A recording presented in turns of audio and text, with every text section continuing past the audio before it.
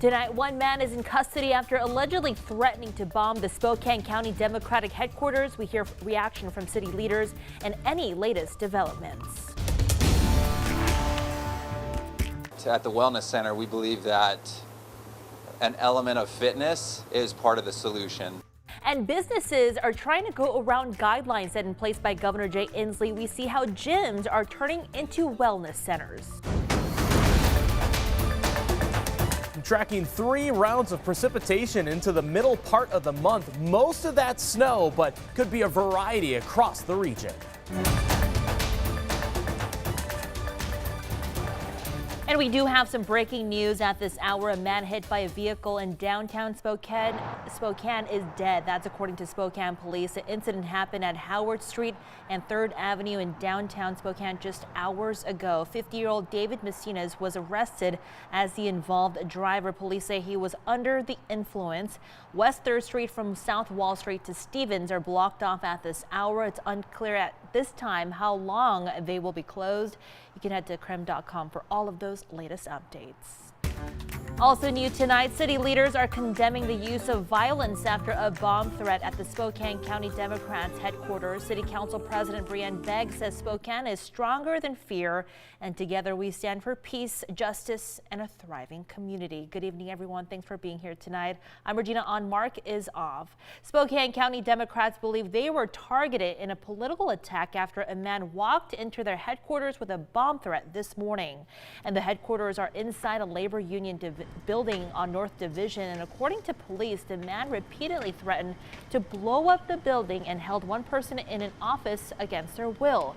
Spokane County Democrats Chair Nicole Bishop believes this was a politically motivated incident.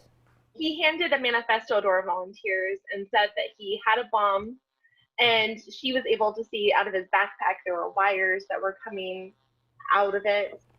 Now, officers were able to get everyone out of the building safely. Bomb squad was able to determine there was no explosive device there. Meanwhile, the Spokane County Republicans issued the following statement. It says, quote, "Hate should never be tolerated, and we'll always denounce all forms of violence and stand against hate. We must, as a community, stand together against these types of attacks." Now, this is a developing story. We'll be sure to keep you posted. In the meantime, head to KREM.com for the full story.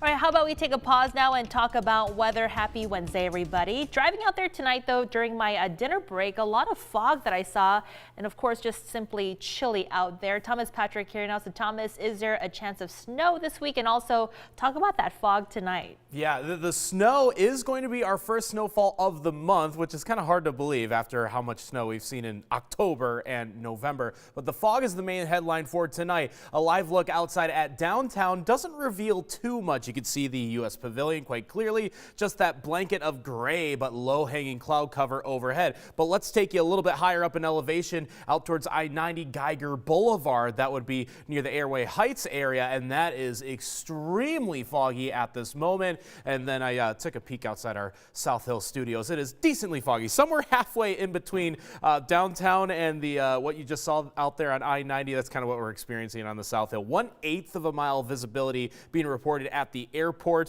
but it is patchy in between Medical Lake and the Coeur d'Alene area. So if you are traveling anywhere for tonight, just be cautious of that patchy but dense fog. And then will come the snow. Looks like light snow heading our way for Friday with that particular weather system, but it's the first of back-to-back-to-back weather makers that'll be hitting the Pacific Northwest. So coming up, I'm going to detail how much snow is in the forecast and where that rain-snow split might be happening with each weather system. All right, Thomas, sounds good. Thank you. Well, rising cases of the coronavirus have shut down gyms across the state. Governor Inslee announced that would be the case at least until January as businesses shut their doors. A recent loophole, though, in the fitness community may be the answer to remaining open. KREM 2's Brandon T. Jones explains. Gyms are one of many businesses that have changed due to the pandemic. Under Washington's current protocols, they're not allowed to be open. But for us here as an organization, we don't believe in standing still, and we understand the importance of what we provide for our community here locally. With restrictions still in place, some are figuring out a way around guidelines. According to the governor's office, all fitness indoor facilities are off limits, That means any form of training inside of a building is no longer possible at the moment. The Wellness Center at North Park tell me they've completely changed how they run their business. Instead of shutting their doors, they believe what they do is a part of the solution for overcoming problems from this pandemic. Shortly after new protocols began, the ownership group met to discuss what their next move would be. The collective decision was transforming into a wellness center. And it's not just a fitness and exercise facility, it's a one-stop shop for all things wellness. So when we're talking wellness, we're talking about mental, physical, spiritual, emotional, social. The group says they've hired new staff to assist with their mission of staying open. Physical, massage, and stretch therapists have all been brought in recently. And so I think getting out and being able to take care of your health is super important. Governor Inslee's staff has said they're aware of rebrands happening throughout the state. Each situation is different, but they'll monitor whether a business is breaking the law or abiding by current protocols. Gyms that have made the switch must showcase proper adjustments and prove their compliance with the state. I would say for the most part, our members have been very gracious in helping us to comply to a lot of those things. The Wellness Center at North Park will stay in tune with changing guidelines. They told me they're committed to adapt and overcome. From Spokane, Brandon T. Jones, KREM 2 News. Where there's a will, there's a way. Well, in the meantime, we did reach out to the governor's office to ask what consequences a gym could face for reopening as a wellness center. They told us it depends on the violation and the enforcement mechanism that is used. We also asked what kinds of businesses are qualified as wellness centers, if the governor had guidelines for these wellness centers under the stay-at-home order. We have not heard back from him, but you'll be sure to know as soon as we do. All right, coming up next, we do have your top stories from today in case you missed them, including updates on who the UK is warning to not take the coronavirus vaccine.